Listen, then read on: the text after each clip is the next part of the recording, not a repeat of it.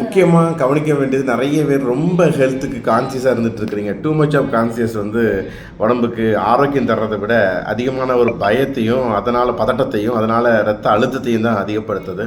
So மிகினும் குறையினும் நோய் செய்யும்ன்றது உணவில் மட்டும் இல்லை, அதிகமான சிந்தனையிலே தான். நல்லது தான், ஆரோக்கியமாக இருக்கணும்னு ஆசைப்படுறது நல்லது தான். ரொம்ப ரொம்ப எடுத்ததுக்கெல்லாம் ஒரு சின்ன ஒரு செகண்டில் டக்குன்னு தடுக்கி விழுந்தாலும் ஒரு செக்கப் பண்ணி பார்க்கலாமா, எக்ஸ்ரே பண்ணி பார்க்கலாமாலாம் யோசனை பண்ணிங்கன்னா இருக்கிற பிரச்சனை புதுசாக கூடிகிட்டே தான் போகும். அப்போது ரொம்ப ஹெல்த்தை பற்றி கான்சியஸாக இருக்கிறவங்களுக்கும் பாதிப்புகள் இருக்குது, ஹெல்த்தை பற்றி கண்டுக்காமலே இருக்கிறவங்களும் பாதிப்புகள் இருக்குது.